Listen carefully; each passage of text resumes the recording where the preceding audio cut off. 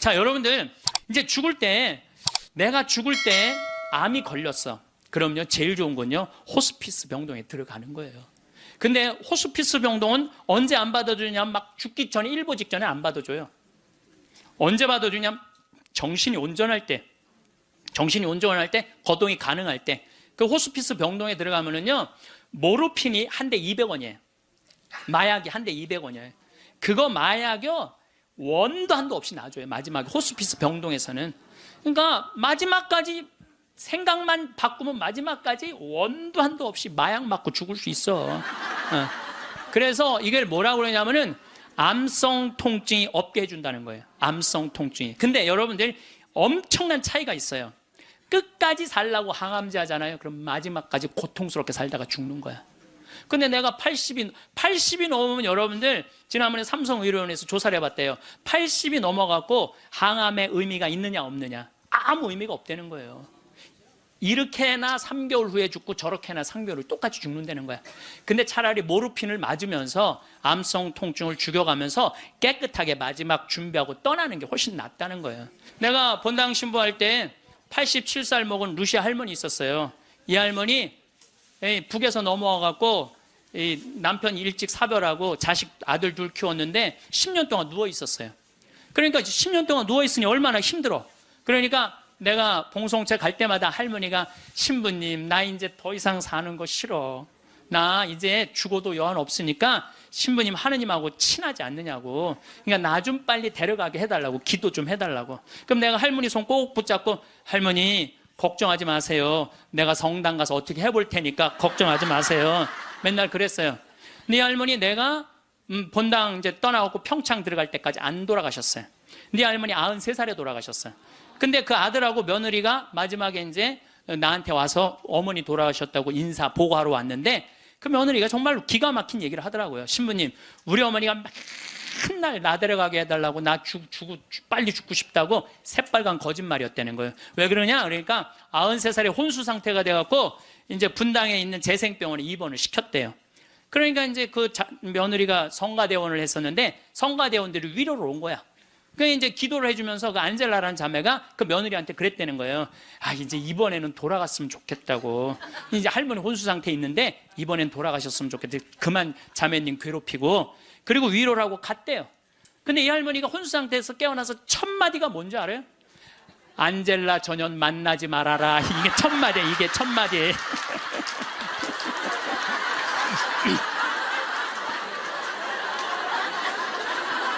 여러분들, 죽음이 가까울수록 삶에 대한 애착은 더 강한 거예요.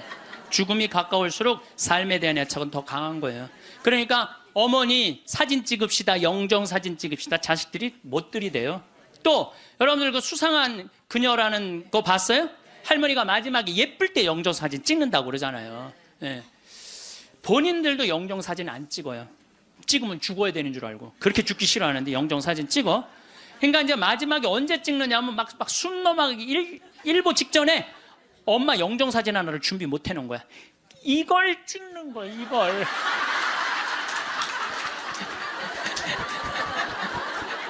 그래갖고 내가 조문을 가보잖아요. 그러면 머리 하얗고 다 이런 사진만 있어요.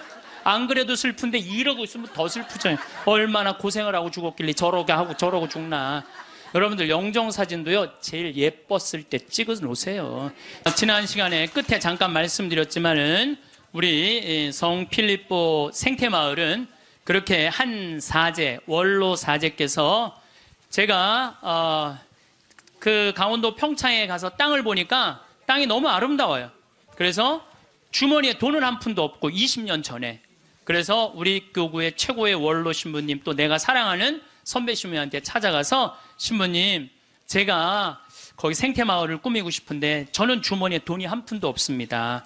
저를, 그때 제일 큰 본당에 계셨으니까 저를 도와주시면 감사하겠습니다. 그랬더니 신부님이 한참 저를 쳐다보시더니, 그래, 네가 한다면은 내가 너를 도와줄게. 처음에는 그 건물 골조까지만 당신이 도와주신다 그러더니 3개월 있다가 신부님이 저를 부르시더니, 황신부가 지금 그 건물을 지으려고 돈을 모금하다 보면은 황 신부 청춘이 다 없어질 수가 있어.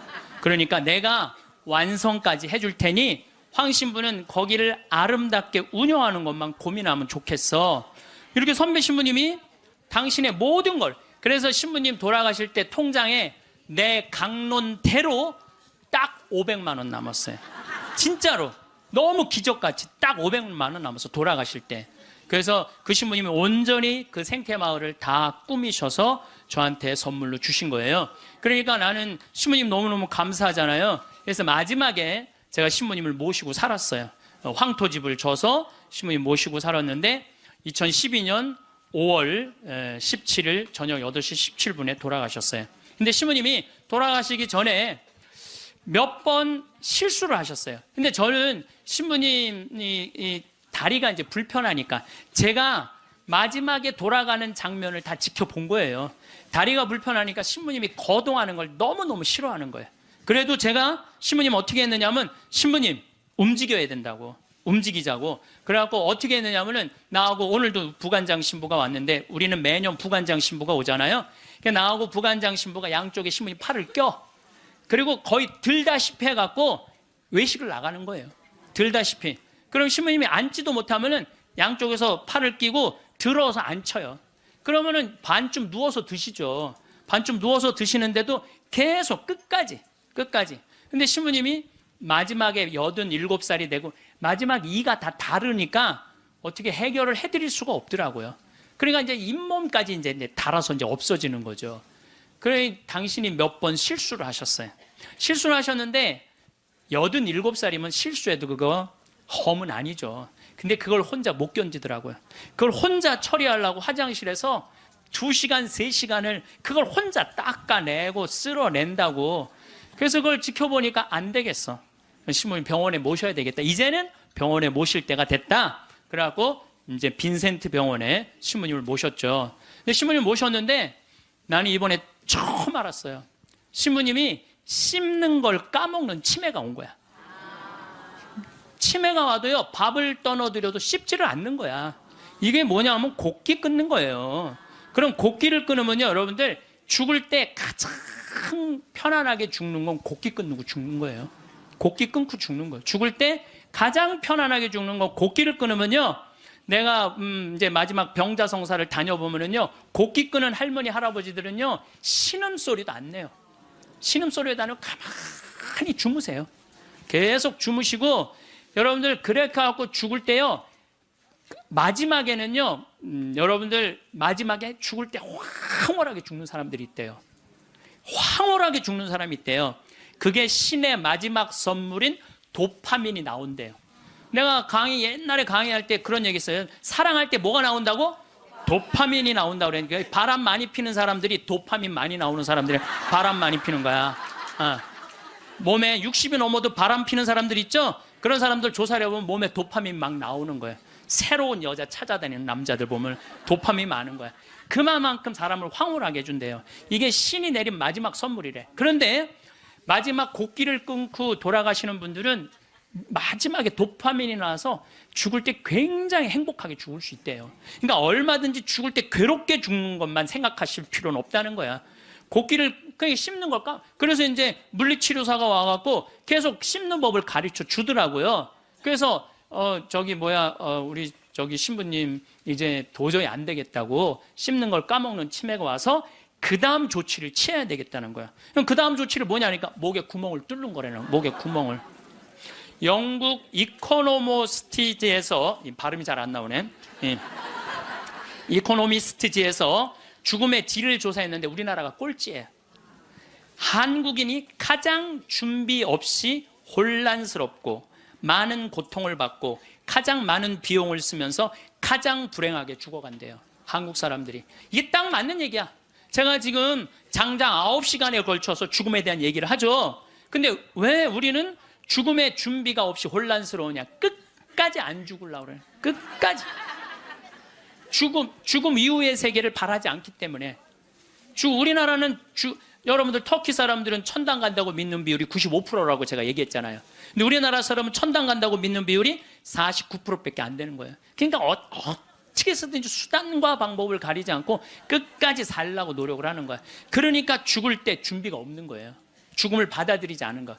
혼란스러운 거야. 혼란스러운 거야. 내가 천국에 갈지 지옥에 갈지 이게 확신이 없으니까 혼란스럽고, 가장 많은 고통을 받아요. 끝까지 약을 투여하니까 고통을 겪는 거예요. 고통을 많이 받고 가장 많은 비용을 써. 이 서양 사람들, 영국 사람들 보면은요, 죽을 때가 되면은요, 받아들이는, 요즘 그런 문화가 참, 그래서 참 안타까운 거는 미국의 대학은 죽음이라는 과목을 강의를 해요. 대학에서. 아예 죽음이라는 것을. 여러분들, 우리가 인생의 가장 큰 숙제 중에 하나가 뭘까요? 죽음이에요. 근데 거기에 대해서 우리는 아는 게 하나도 없어. 그냥 안 죽으려고만 그래. 아는 거 없이 안 죽으려고만. 죽음학이라는 게 있다니, 죽음학이라는 게. 그래서 나는 우리나라 적어도 대학 정도면 죽음학을 가르쳐야 된다고 생각을 해요. 죽음에 대해서. 제가 마지막에 괴롭게 죽는 분들을 너무 많이 봤거든. 병자성사 쫓아가서 보면은 막 피를 토하고 막 온몸을 떨고 죽는 사람들도 많아요. 그런데 정말로 곱게 죽는 할머니들, 내가 정말로 잊지 않는 할머니야. 보자, 비산동 보자니까 22년 전 보자 때인데, 새벽에 막 사정환을 두들기는 거예요. 나가보니까 그냥 덩치가 이만한 고등학교 2학년 3학년 여학생인데, 신부님 우리 어머니 돌아가셔요 그런데 99살이래. 그래갖고 새벽에 쫓아갔죠. 쫓아갔는데 내가 가니까 할머니 참 곱더라고요. 그런데 내가 병자성사를 하는데 아들이 어머니 신부님 오셨어요. 그러니까 나하고 눈을 마주치더니, 내가 병자성사 전례를 하는데 내 손 따뜻하더라고. 손이 내 손을 잡고 전례가 마지막 우리 주 그리스도를 통하여 비나이다 하는데 딱 돌아가시더라고요. 아주 그 할머니는 내 생각에는 그냥 직천당 간 거야. 자, 여러분들, 이제 죽을 때, 내가 죽을 때 암이 걸렸어. 그럼요, 제일 좋은 건요, 호스피스 병동에 들어가는 거예요. 근데 호스피스 병동은 언제 안 받아주냐면, 막 죽기 전에, 일보 직전에 안 받아줘요. 언제 받아주냐면 정신이 온전할 때, 거동이 가능할 때. 그 호스피스 병동에 들어가면은요, 모르핀이 한 대 200원이에요. 마약이 한 대 200원이에요. 그거 마약이요, 원도 한도 없이 놔줘요. 마지막에 호스피스 병동에서는. 그러니까 마지막까지 생각만 바꾸면 마지막까지 원도 한도 없이 마약 맞고 죽을 수 있어.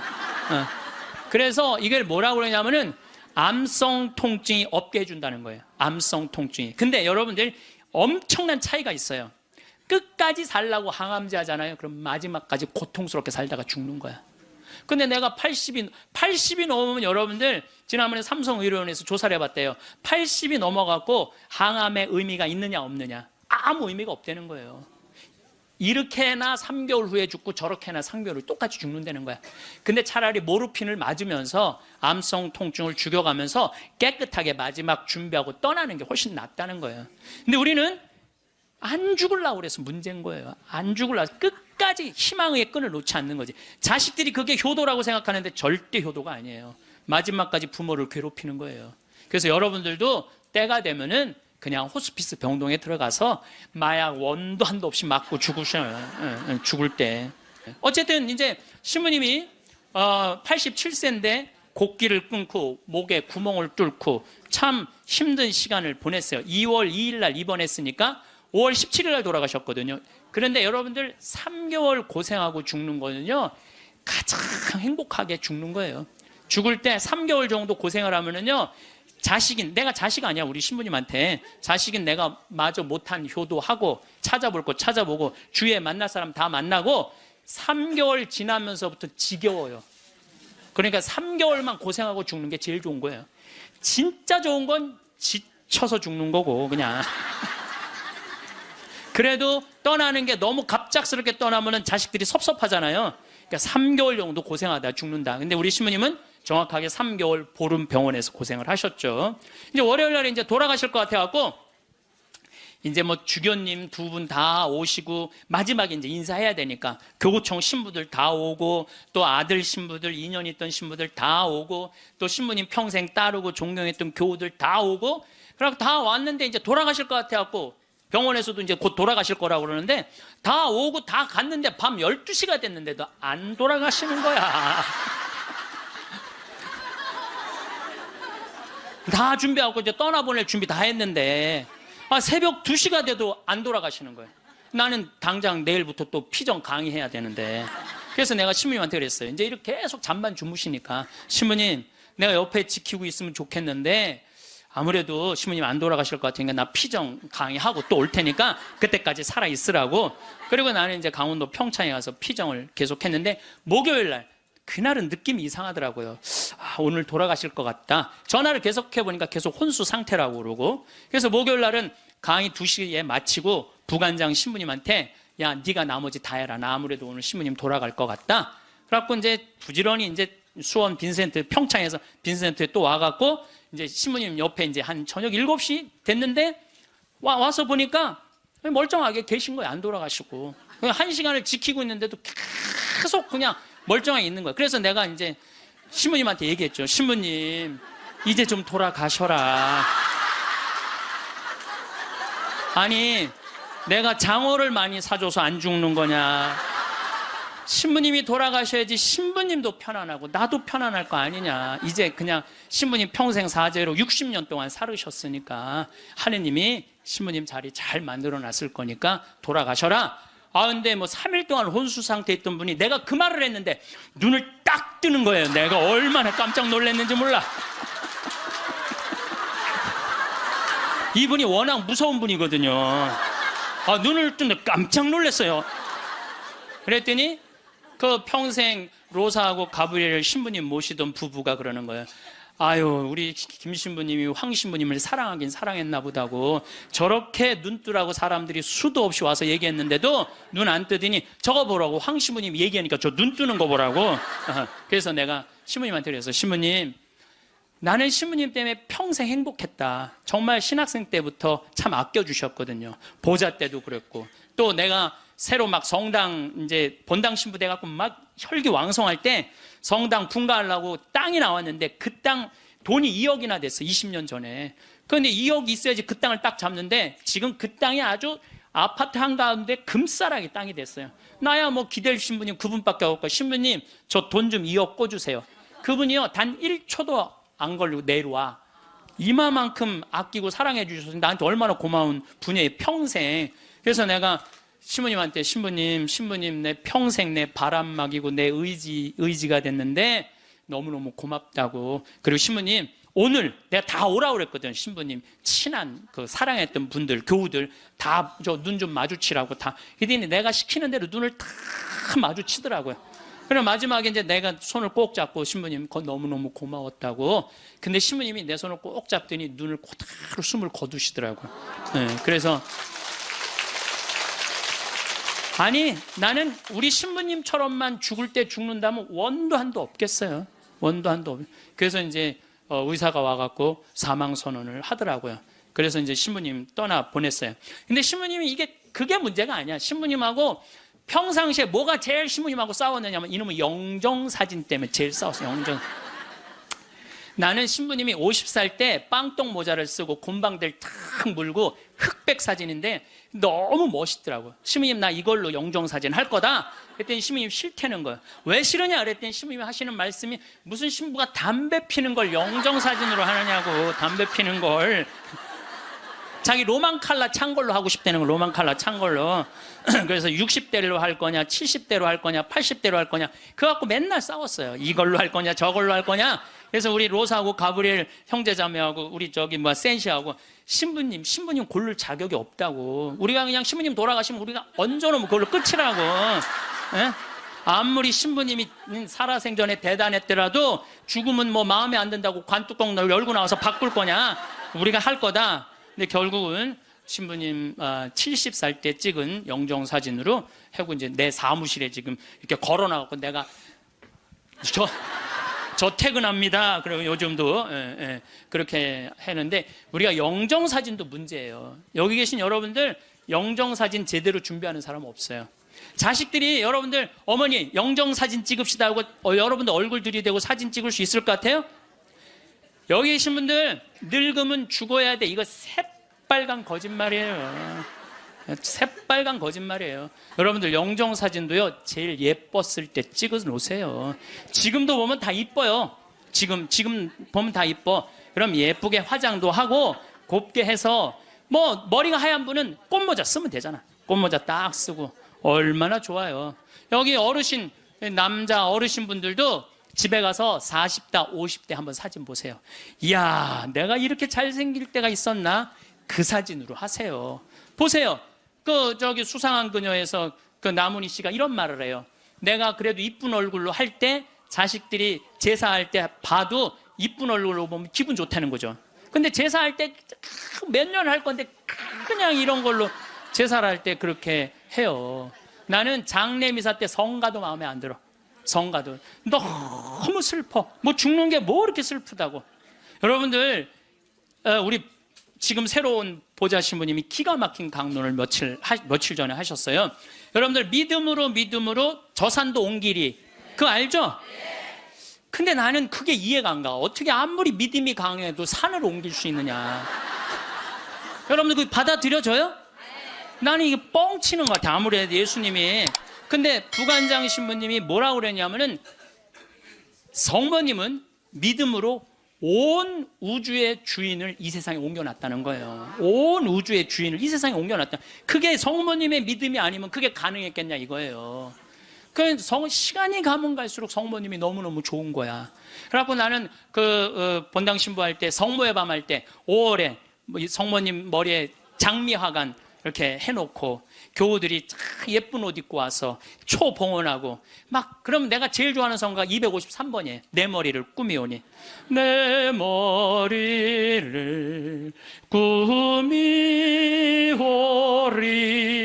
장미화와 백화파로 유향연기 피우오리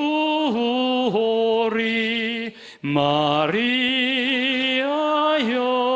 내 주 위에. 얼마나 좋아요. 그래서 나는 이 성가는 내 장례 때 봉헌 성가야. 네, 내 봉헌 성가, 성모님한테 봉헌하고. 우리가요, 이 죽을 때도 좀 멋있게 죽자 이거예요. 멋있게. 그래서 죽음을 피하지만 말고 죽음을 준비해 놓고 죽잖아요. 그리고 장례 때 장례 예물 하나 준비해 놓지 않고 죽지 말라는 거예요. 예? 그냥 신부님한테 찾아가고 미리 죽을 때 한 1년 전에 알잖아요. 내가 견딜 거다 못 견딜 거다. 끝까지 살지 않을 거 아니에요. 그럼 100만 원이든 200만 원이든 예물 갖다 주면서, 신부님 나는 내 저기 장례 때 꽃 예쁜 걸로 해달라고 그러고, 성가대 이 성가 해달라고 번호도 좀 갖다 주고 예물도 좀 드리고 좀, 그리고 좀 멋있게 죽으세요. 그게 죽음을 준비하는 거야. 내가 12년 전에 그 김마리아 할머니라고 있었어요. 폐암으로 86세에 돌아가셨는데 병자성사를 청하더라고요. 가보니까 할머니가 그러는 거예요. 신부님 머리맡에 저 봉투 좀 꺼내보라는 거예요. 꺼내보니까 4천만 원이 들어있어요. 할머니 이게 뭐냐고 그러니까, 신부님 내가 평생을 살면서 40의 과부가 되었고 자식을 6을 키웠대요. 그야말로 뼈가 빠지게 살았대요. 뼈가 빠지게. 근데 신부님이, 본당 신부님이 딱 오시더니 누가 고생만 하다 죽으라고 그랬느냐고. 예수님이 그런 적 한 번도 없다고. 예수님은 맨날 먹고 마시고 노는 게 일이었다고. 성서에 그 말이 나와요. 저 사람은 맨날 먹고 마시고 논다, 이게 성서에 나온다니까요. 아시죠? 네, 그게 일이었던 분이야. 근데 우리는 왜 뼈가 빠지게 고생만 해야 돼? 우리도 예수님 닮으려면 먹고 마시고 놀아야지. 그래갖고 내가 성당 본당 신부할 때 할머니 할아버지들한테 그랬어요. 할머니 할아버지들, 우리 제주도 여행 가자. 자기 돈으로 돼갖고 여행을 안 가면 누가 돼서 가야 돼? 자식들이 돼야 되잖아요. 근데 누가 늙은 엄마 데리고 제주도 여행을 가요? 신혼여행이나 가지. 그래갖고 돈 걱정하지 말아라. 여기 헌금봉투에 돈 많다. 이걸 가지고 가자. 그래갖고 성당 예산으로 할머니 할아버지 200명 데리고 제주도를 4박 5일 갔었어요. 그런데 딱 비행기를 탔는데 그 기장님이 딱 능평성당 노인대학, 대건 노인대학 할머니 할아버지들 환영합니다. 즐거운 여행 되십시오. 할머니들이 깜짝 놀라는, 이게 뭔 소린가. 평생 그런 대우를 받아봐요. 비행기 기장님이 여행 잘하시라고 그러니. 그리고 이제 마라도를 가는데 그날따라 날치가 날아가는데 막 30m씩 날치가 날아가는데 막 기가 막힌 거예요. 그러니 이 할머니들이 신부님이 손잡고 회 먹으러 가지, 배 타러 가지. 얼마나 신나요. 그러면서 그 할머니, 마리아 할머니가 그래요. 내 평생 신부님하고 산 3년처럼 행복했던 적은 없다는 거예요. 신부님이 청와대도 데리고 가고, 청와대도 여러분들, 청와대도 신청만 하면 다 들어갈 수 있어요. 청와대도 신청만 하면 다 들어가. 그 다음에 강원도 생태마을은 내가 그 주인이니까 맨날 3박 4일씩 할머니들 데려와서 놀고 래프팅 태워주고. 그러니까 자기는 그 3년 동안 사는 게 인생에 그렇게 행복했을 적이 없었다는 거야. 정말 성당 가는 게 소풍 가는 기분이었대, 매일매일. 근데 신부님 말대로 내가 할머니가 돈이 많았는데 쓸 줄을 몰랐던 거야. 돈이 많았는데 이 2천만 원은 어려운 이웃한테 도와주면 좋겠다. 그래서 내가 그 영월에 도와주는 저기 보육시설이 있어요. 거기 갖다 주고, 신부님 이 1,000만 원은 신부님 미사 드릴 때 성작은 꼭 내가 봉헌한 걸로 하고 싶다는 거야. 새로 성당이 신설 성당이니까 참 할머니가 똑똑하기도 해요. 그래갖고 이제 그걸 이제 해갖고 이제 성작하고 성합하고 해서 아주 좋은 걸로 했죠. 이 1,000만 원은 뭐냐 그러니까 신부님 이거는 자기 미사 예물이라는, 나 죽으면은 나를 위해서 미사 드려달라는 거야. 내가 그 할머니 1년에 300번 거의 미사 드려줬어요. 거의 한 5년 동안에 매일 그렇게 드려줬고, 요즘도 1년에 30번 해요. 여러분들 자식이 여러분들 1년에 여러분들 위해서 30번 위령 미사 낼 것 같아요? 그러니까 나한테 갖고 오라고.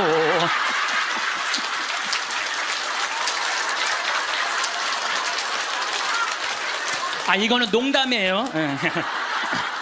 이거는 농담이고, 본당 시부님한테 갖다 드리세요. 본당 시부님한테. 그래서 뭔가 자기 죽음을 준비할 줄 알아야 돼. 나는 어떻게 살 것이고 어떻게 죽을 것인가, 내 영정 사진은 어떻게 해놓고 이렇게 준비를 하나하나 해두시면서 삶을 이렇게 멋있게, 아까 이혜인 수녀님처럼 이렇게 빨랫줄에 늘어놓고 내 삶이 이렇게 노을에 물들듯이 이렇게 바라볼 수 있는 그런 분들이 저는 됐으면 좋겠어요.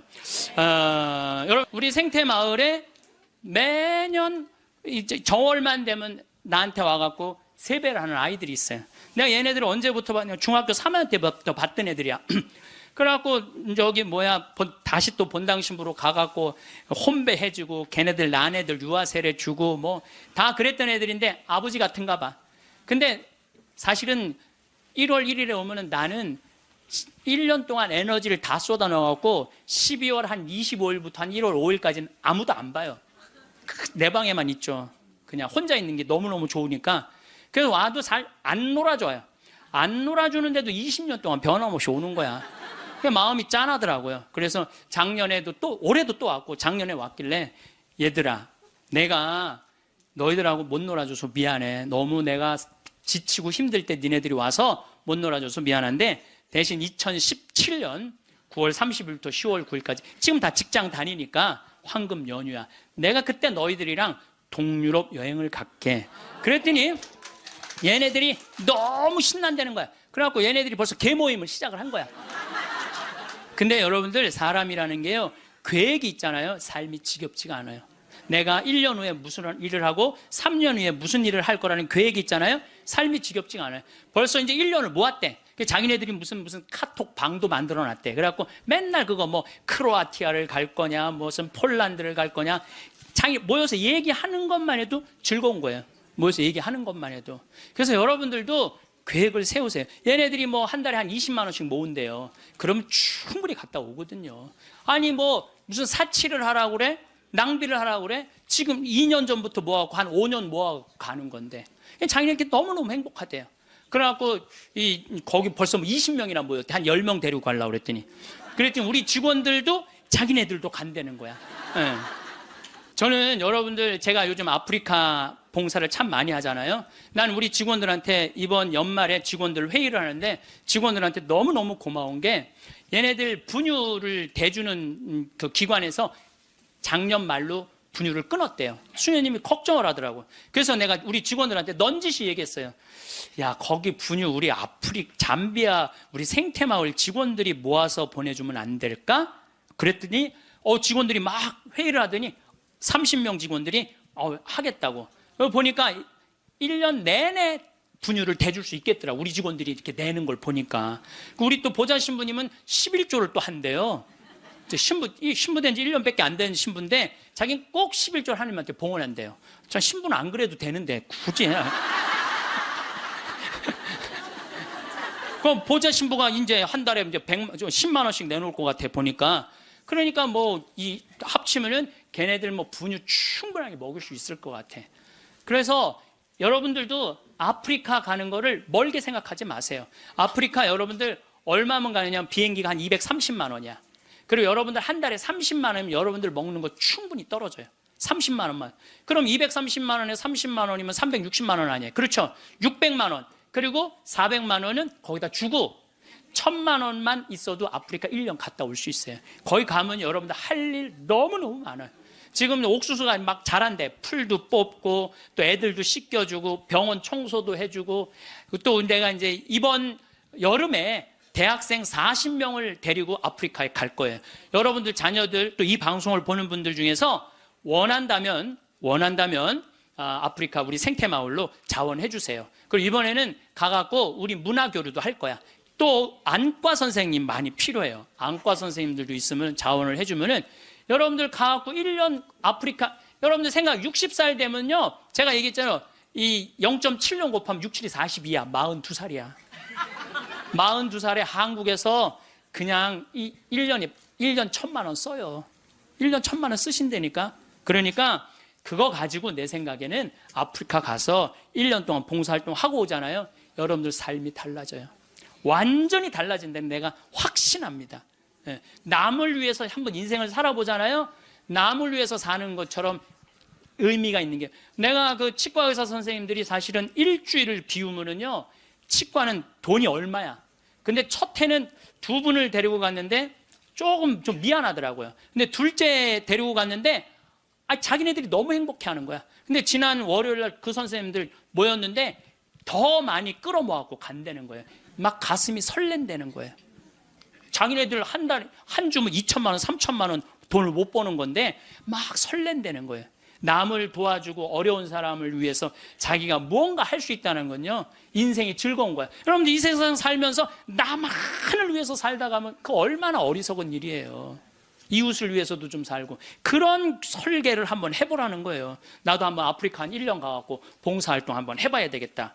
그런, 우리가 한국에서 욕심 부리면서 지지고 볶고하지 말고 맨날 싸우고 죽이는 것만 보고 그러지 말고, 예?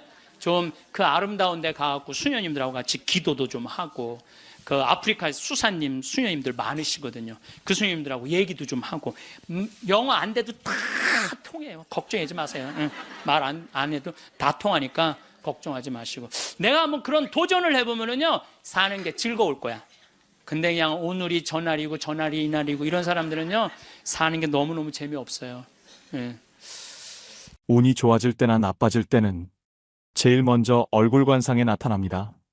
오랜만에 만난 사람을 보면 그의 인상을 살피고 안부를 건넵니다. 얼굴이 푸석해 보이는데 무슨 일 있어? 혹은 얼굴이 활짝 폈네? 라고 말하지요. 실제로 그 사람의 기운이 변화해 얼굴에 그대로 나타나기 때문인데요. 운의 변화에 따라 그 징조가 보이게 되고, 이것은 얼굴에 제일 먼저 나타난다고 합니다. 지금까지의 산뿐만 아니라 앞으로의 산 역시 모두 얼굴에 드러나게 되며, 이를 관상학에서는 찰색이라는 빛으로 표현합니다. 오늘은 대운이 들어올 때 얼굴에 생기는 변화에 대해 살펴보겠습니다. 먼저 첫 번째는 얼굴에 균형이 생깁니다. 다른 사람이 내 말을 비웃고 있다는 것은 바로 상대의 눈과 입이 삐뚤어져 있을 때 느낄 수 있는데요. 항상 무엇을 부정적으로 바라볼 때는 입꼬리나 눈이 삐뚤어집니다. 삶이 아주 어렵거나 고난 속에 있는 사람이라면 정면에서 바라볼 때 좌우가 약간 기울어져 있는 것을 발견할 수 있습니다. 눈, 어깨, 걸음걸이 등 그 사람의 모든 표정과 움직임에서 드러나게 됩니다. 따라서 우리는 몸의 균형을 잡는 것이 중요합니다. 그렇게 된다면 인상도 좋아지고 관상 역시 부자가 될 관상으로 변하게 될 것이라고 합니다. 두 번째는 이마에 밝은 빛이 생깁니다. 얼굴이 환해졌다, 얼굴 좋아 보인다라는 말 들어보셨나요? 우리는 보통 상대방을 처음 보거나 오랜만에 만났을 때 외모와 밸런스, 그리고 기운을 살펴보곤 하는데요. 상이라는 것은 이렇게 타인이 먼저 보고 느끼게 됩니다. 부자의 운이 들어올 때는 제일 먼저 이마가 밝아지기 시작합니다. 이마는 천기가 우리 몸에 제일 먼저 흡수되는 곳이고 기운이 변하는 첫 번째 관문이기 때문입니다. 삶이 좋아지게 되면 이마가 제일 먼저 밝아지게 되고 반대로 어려워질 때는 이마가 어두워지게 됩니다. 또 이마와 더불어 미간은 현재의 운을 볼 수도 있고 정신력, 건강, 선천적인 운까지 볼 수 있는 자리입니다. 따라서 세안을 하거나 화장을 할 때는 이마와 미간을 깨끗하게 씻고 가능한 투명하고 밝게 화장하는 것이 좋습니다. 그래야 행운과 인덕복이 따르게 됩니다. 세 번째는 눈매가 부드러워집니다. 눈은 마음의 창입니다. 관상에서 눈은 운의 흐름은 물론이고 그 사람의 격을 판단하며 결정적일 때 믿고 신뢰할 수 있는가를 판단하는 중요한 잣대가 됩니다. 운이 나쁘고 인생이 어려워질 사람은 눈빛이 탁해지고 살기가 생겨나기 시작합니다. 반대로 눈의 부드러움과 선함이 생겨나는 것은 좋은 운이 들어올 징조입니다. 눈은 바로 마음이 표현되는 곳이기 때문인데요. 현대 과학자들 역시 눈이 얼굴 인상의 반 이상을 차지한다라고 말하기도 하며 이미지 좋다, 인상 참 좋다라고 말하는 것은 사실 눈이 선하고 부드럽다라는 표현이라고 합니다. 반면 눈을 자주 깜빡거리고 똑바로 시선을 마주하지 못하는 사람은 마음에 거짓이 있고 정직함이 없는 사람입니다. 눈은 바로 우리가 세상을 바라보는 그 마음입니다. 따라서 부자의 운을 얻기 위해서는 세상을 부드럽고 편안하게 바라보려고 노력해야 합니다. 네 번째는 귓볼이 깨끗해집니다. 많은 사람들은 귀 모양으로 사람의 재물운을 가늠합니다. 하지만 사실 관상학에서는 귀의 모양보다는 색을 더 많이 본다고 하는데요. 귀의 혈액순환이 잘 되어 귀가 불그스름한 빛이 도는 것이 좋습니다. 이처럼 귀의 혈색이 밝고 좋으면 수명이 길고 재물운이 있습니다. 이런 귀의 소유자는 성격도 둥글둥글하고 원만하여 대인관계도 좋아 인생에 적이 별로 없다고 합니다. 여성의 경우 귀걸이가 귓볼을 자극하여 혈액순환이 더 잘 되게 됩니다. 또 시간 날 때마다 귀를 한 번씩 문질러주는 습관은 운을 좋게 만들 뿐 아니라 간과 신장의 기운을 강화시켜주는 행위인데요. 상학적으로는 자신감과 운을 살려주는 동작이라고 합니다. 다섯 번째는 입에 편안함이 보입니다. 입은 모든 복을 받아주는 밥그릇입니다. 또한 관상학에서 입은 한 사람의 앞날을 측정하는 척도라고 하는데요. 입이 편안해 보인다면 부자의 운이 살아나고 입이 불편해 보이거나 움직임이 많다면 반드시 가난해지거나 불행해집니다. 따라서 입을 꽉 다무는 대신 항상 입은 부드럽게 닫고 상악과 하악에 약간의 간격을 두어 누가 봐도 편안한 입이 되도록 하는 것이 좋습니다. 부자의 운을 만드는 최고의 표정입니다. 여러분 어떠신가요? 대표적인 부자인 이병철 부자를 비교해보면 아들 이건희는 전형적인 부자상이고 아버지 이병철은 부자가 될 상이 아님에도 부자가 된 사람으로 심상의 대표적인 사람입니다. 일상의 삶에서 즐거운 일이 많은 사람의 얼굴 형상은 편안한 얼굴상을 보여줍니다. 반대로 삶이 힘들고 짜증나는 일이 많은 사람은 환한 얼굴에 찌그러져 있는 얼굴상을 하고 있죠. 관상은 어떠한 마음가짐으로 삶을 살았느냐에 따라 형성되었다고 보아야 합니다. 내 삶을 어떻게 살아가느냐에 따라 거지상을 하고 태어났어도 부자로 살아갈 수 있는 환경으로 변화되고 부자로 살아갈 수 있는 부자상으로 태어났어도 그 생각이 부자로 살아갈 수 없는 속 좁은 사람으로 살아간다면 거지의 삶을 살아가게 되겠죠. 그렇다면 어떻게 하면 나에게 더 큰 대운이 들어와 좋은 관상으로 바뀔 수 있을까요? 지금부터는 그 해답을 알려드리려고 합니다.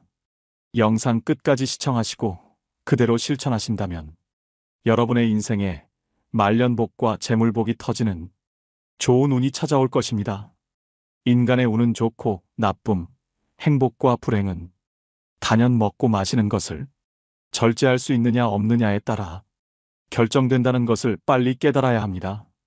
결코 배불리 먹지 말 것이라는 책의 저자인 미즈노 남보쿠는 에도 시대의 이름을 떨친 관상가입니다.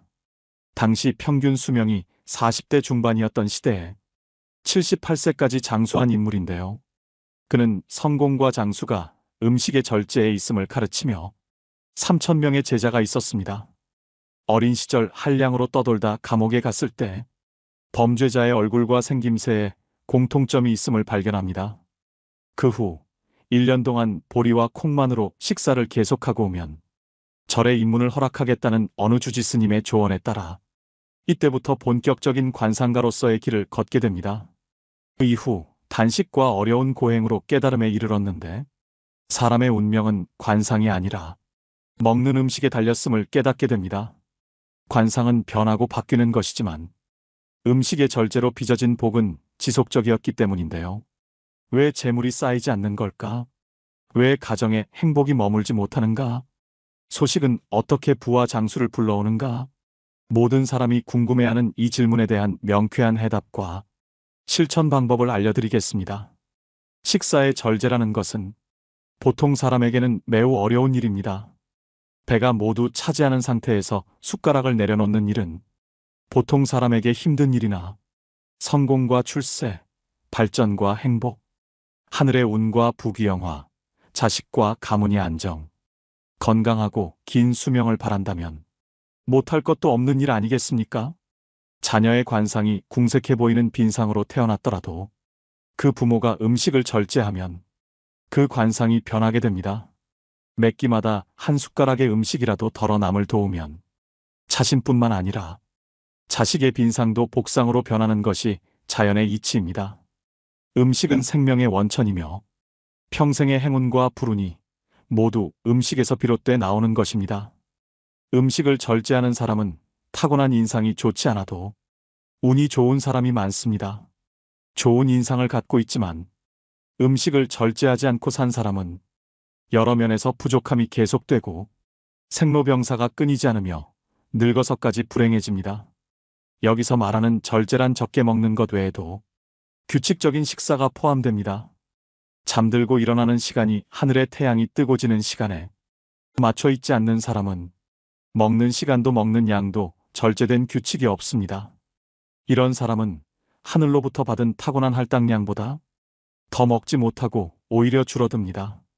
자기가 갖고 태어난 양만큼 먹고 사는 사람은 운이 좋고 나쁨이 없고 그 좋고 나쁨이 없는 것이 관상으로 얼굴에 모두 드러나 있으며 특별히 좋은 것도 나쁜 것도 없이 살아갑니다. 그러나 인상이 나쁘지도 좋지도 않으며 자기 양만큼 먹고 사는 것도 아닌 자신에게 주어진 할당량보다 더 많이 먹고 사는 사람은 아무리 인품이 좋은 사람일지라도 불행한 내면의 번뇌가 끊이지 않습니다. 절제하지 않아 온 까닭에 가정도 파괴됩니다. 또 지금을 넘는 출세나 발전이 없습니다. 이런 사람 중에 가난한 사람이라면 고생만 평생 하다 성공이란 것은 단 한 번도 해보지 못하고 평생 남을 원망하며 나라님을 욕하며 삽니다. 인품이 좋아도 결국 음식을 절제하지 못하면 그 내면의 덕도 없어지고 세월이 더 흐를수록 아무 좋은 것도 그 마음에 남지 않게 됩니다.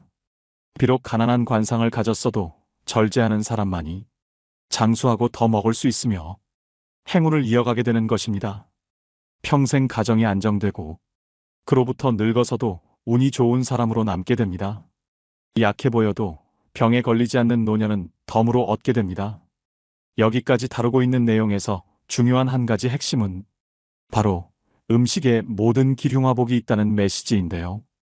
달리 표현하면 절제의 가장 기본적인 본질인 음식을 먹는 일에 행복과 장수, 번영과 성공이 달려있다는 얘기입니다.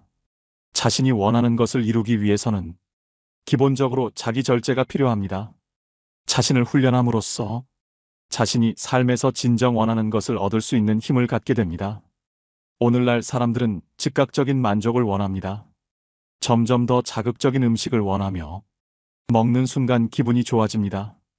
이처럼 즉각적인 만족에 길들여지면 자연히 집중력과 사고 능력도 저하되어 본인이 이루고자 하는 목표에서 멀어지게 됩니다. 곳간에 음식이 넘치고 있어도 절제해야 하는가에 대해서도 묻는 이가 많습니다. 음식이란 사람의 생명을 먹여 살리는 것이니 충분히 사용해도 되는 것이 아닌지 묻는 것입니다. 허나 사람의 생명을 먹여 살리는 음식이라도 대식가라면 그것은 불행을 자초하는 일입니다. 폭식해도 마찬가지입니다. 그것은 초목에 비료를 과하게 주는 일과 다를 바 없습니다. 넓은 논밭에 비료를 과하게 주면 잘 자라기는커녕 죽고 말지 않습니까? 사람도 그렇습니다. 과하게 먹는 것은 생명을 살리는 것과 완전히 반대되는 것으로 오히려 인명을 해치는 일입니다. 먹는 양이 일정하지 않고 규칙적이지 않으며 때때로 많이 먹으며 폭식하는 사람은 아무리 관상이 좋아도 불운을 항상 함께 갖고 있게 됩니다. 평생 안도감을 얻지 못하는 것입니다. 술과 고기를 가까이 하고 주변 사람들을 불러 모아 먹고 즐기다 보면 하지 않을 말과 행동을 할 때가 많고 흥청거리는 기분으로 약속을 남발하지만 신뢰할 만한 비즈니스로 연결되지 못할 때가 많습니다. 외모가 정갈하고 잘 갖춰져 보여도 식습관이 엉망인 사람은 그 정갈함이 오래가지 못하거나 잠깐 그 용모를 유지하는 것일 뿐 마음이 엄격하지 못한 사람일 뿐 아니라 반드시 허세꾼이며 거칠에만 하는 사람이니 멀리해야 합니다. 신분이 높아도 신분이 낮은 사람처럼 조잡스럽고 망측한 음식을 좋아하며 그것을 즐겨 찾아 많이 먹는 사람은 마음이 천박할 뿐 아니라 수명도 타고난 명보다 더 빠르게 줄어듭니다. 사람은 모두 하늘에서 받은 먹을 양이 정해져 있습니다. 그렇다 해도 명운을 스스로 더 좋게 하고 행운을 불러올 수 있는 하늘의 복이 바로 음식 절제에 있으니 신분이 낮은 사람은 균형이 올바른 식사를 기본으로 하고 채소가 많은 식사하기를 불평하지 않아야 합니다. 이렇게 되면 그 집안에 먹을 수 있는 복이 더 늘어나게 됩니다. 이렇게 늘어난 먹을 복은 자손에게까지 물려줄 수 있게 됩니다. 무병장수할 관상이라도 젊어서부터 매일 맛있는 음식을 찾기 좋아하는 미식가는 나이가 들면 위장병에 걸리게 됩니다. 관상이 좋다고 운이 좋을 것이라고 착각하면 결코 안 될 것입니다. 늙어서까지 행복하고 싶은 사람은 젊어서 하루라도 빨리 절제된 식생활을 하면 수명을 다할 때까지 만족스러운 삶을 누릴 수 있는 것입니다. 어려서부터 절제된 식습관을 가지고 있었다면 하늘에서 받게 되는 음식의 양이 천지에 퍼져 자손에까지 반드시 반영되고 그 자신도 그로부터 만족을 얻게 됩니다. 자신이 죽어도 자신이 쌓아놓은 음식의 양을 자손이 받게 되기 때문입니다. 따라서 음식을 절제하고 이를 엄격하게 통제하는 것은 자기 자신만을 위하는 일을 넘어 부모에 대한 효행의 기본이 되는 것입니다. 옛날에 교만한 사람은 그 처세가 오래가지 못한다는 말이 있습니다. 아무리 행복한 사람이라도 식사는 반드시 절제해야 합니다. 비록 가난하고 수명이 짧아도 사려 깊게 음식이나 물건, 자신의 소유물을 아껴서 사용하면 스스로 하늘과 땅으로 뻗어나가 그만큼의 행복과 생명을 늘리게 되는 것이 하늘의 이치입니다. 그러므로 자신이 받고 태어난 음식의 할당량을 벗어나 먹지 않아야 합니다. 그것보다 적게 먹고 절제하면 음식의 양은 더 많이 늘어나 애초에 받은 것보다 더 길게 먹을 것이 풍족해지지만 그 양을 모두 채우면 행운은 고사하고 불행이 가득하다 힘들게 죽게 되며 그 양보다 더 많이 먹으면 가정과 자손까지 망치게 되며 예기치 못한 재앙과 손실이 일어나니 이보다 더 중요한 법이 어디 있겠습니까? 절제하지 않으면 그 누구라도 늙어서 불행이 찾아옵니다. 그도 그럴 것이 술로 인해 피가 많아지고 마음은 느슨해질 수밖에 없습니다. 마찬가지로 과식하거나 폭식하는 사람은 배불리 먹고는 마음을 늘어뜨립니다. 자연스레 졸음도 몰려오니 마음도 느슨해지고 정신도 신체도 마음도 점점 더 침체해 갑니다. 결국 그런 것들이 병을 몰고 와 죽음을 맞이하게 됩니다. 비록 부잣집의 가세가 기울고 망했어도 만약 후대에 누군가 자신의 식단을 검소하게 유지하고 식사를 줄여 아끼며 살다 죽음이 가까워지면 천지개벽이 일어나 그 집안이 다시금 수입이 늘고 번영을 향해 나가게 됩니다. 그가 복을 지었기 때문입니다. 비록 빈곤한 관상이라도 실제 빈곤한 사람처럼 식사를 균형 있게 하고 엄격하게 통제하면 빈곤은 그 얼굴의 관상에 아랑곳하지 않고 사라져버립니다. 면죄부를 얻은 것이고 그에 상응하는 금은 보화를 얻은 것입니다. 생명이 있는 한 누구에게나 행운은 있는 것입니다. 다만 살아있는 동안 더 많은 좋은 운을 얻고 싶거든 아침 일찍 일어나십시오. 아침에 일어나 하는 모든 일에 정성을 다하고 모든 만물이 소생하는 새벽의 강한 기운을 온몸으로 모두 누리십시오. 또한 음식을 절제하는 것을 그 습관에 더하면 원하는 것이 천리에 이루어지고 점차 운이 열릴 것입니다. 운이란 사람 됨됨이에 따라 이리저리 달라지는 것이 아니라 자신의 마음을 하는 일에 얼마나 집중했는가에 따라 달라진다는 것을 기억하셔야 됩니다. 누구라도 3년을 절제하면 없던 운이 드러납니다. 건강해지며 머리와 마음이 맑아져 하는 일마다 큰 힘을 두루 발휘하게 되니 성공과 출세는 당연한 열매일 뿐 저절로 열리게 되는 것입니다. 언제나 자신이 가진 것보다 적게 사용하고 아껴 사용하며 적게 먹는 절제에서만 성공과 발전과 지복이 흐르게 되는 것일 뿐입니다. 사람이 고귀해지기도 하고 천하게 되기도 하는 것은 모두 음식을 절제하느냐 하지 못하느냐에 달려 있습니다. 세상에 이름을 알린 고귀한 신분의 승려는 저절로 된 것이 아닙니다. 모두 먹고 싶은 대로 먹지 않고 절제해온 까닭입니다. 어려서부터 운이 좋아 큰 부와 행운을 누렸으나 최근 들어 운이 나빠지고 해마다 재산이 줄고 무엇을 하든 운이 따르지 않아 고통스러운 상황이라면 이 일에서 어떻게 벗어날 수 있겠습니까? 이런 사람은 젊어서부터 만족스러운 삶을 살아왔기 때문에 스스로 운이 나빠지는 행동을 알지 못합니다. 일찍이 부족함 즉 절제를 배운 것이 없기 때문입니다. 생활을 바르게 하지 않았거나 불규칙적으로 먹고 자는 일을 계속해온 사람은 아무리 비상한 재주를 가졌어도 다른 이에게 지속적인 존경심을 얻지 못합니다. 따라서 지금부터라도 절제를 배운다면 다시금 좋은 기운을 이을 수 있습니다. 지난 시간에 끝에 잠깐 말씀드렸지만은 우리 성 필립보 생태마을은 그렇게 한 사제, 원로 사제께서 제가 그 강원도 평창에 가서 땅을 보니까 땅이 너무 아름다워요. 그래서 주머니에 돈은 한 푼도 없고 20년 전에 그래서 우리 교구의 최고의 원로 신부님 또 내가 사랑하는 선배 신부님한테 찾아가서 신부님 제가 거기 생태마을을 꾸미고 싶은데 저는 주머니에 돈이 한 푼도 없습니다. 저를 그때 제일 큰 본당에 계셨으니까 저를 도와주시면 감사하겠습니다. 그랬더니 신부님이 한참 저를 쳐다보시더니 그래 네가 한다면은 내가 너를 도와줄게. 처음에는 그 건물 골조까지만 당신이 도와주신다 그러더니 3개월 있다가 신부님이 저를 부르시더니 황신부가 지금 그 건물을 지으려고 돈을 모금하다 보면은 황신부 청춘이 다 없어질 수가 있어. 그러니까 내가 완성까지 해줄 테니 황신부는 거기를 아름답게 운영하는 것만 고민하면 좋겠어. 이렇게 선배 신부님이 당신의 모든 걸 그래서 신부님 돌아가실 때 통장에 내 강론대로 딱 500만 원 남았어요. 진짜로 너무 기적같이 딱 500만 원 남았어 돌아가실 때.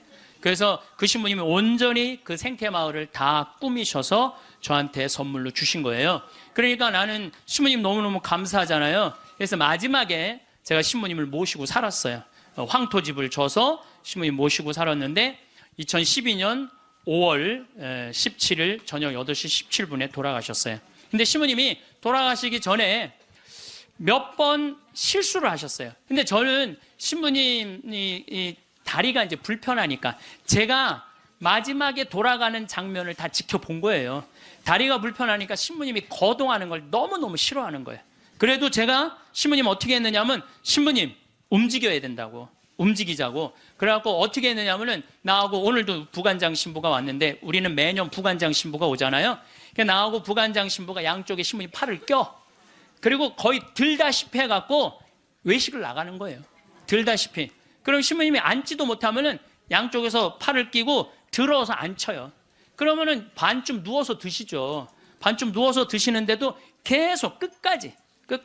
근데 신부님이 마지막에 87살이 되고 마지막 이가 다 다르니까 어떻게 해결을 해드릴 수가 없더라고요. 그러니까 이제 잇몸까지 이제 달아서 이제 없어지는 거죠. 그래 당신이 몇 번 실수를 하셨어요. 실수를 하셨는데 87살이면 실수해도 그거 험은 아니죠. 근데 그걸 혼자 못 견디더라고요. 그걸 혼자 처리하려고 화장실에서 2시간, 3시간을 그걸 혼자 닦아내고 쓸어낸다고. 그래서 그걸 지켜보니까 안 되겠어. 신부님 병원에 모셔야 되겠다. 이제는 병원에 모실 때가 됐다. 그래갖고 이제 빈센트 병원에 신부님을 모셨죠. 근데 신부님을 모셨는데 나는 이번에 처음 알았어요. 신부님이 씹는 걸 까먹는 치매가 온 거야. 치매가 와도요, 밥을 떠넣어드려도 씹지를 않는 거야.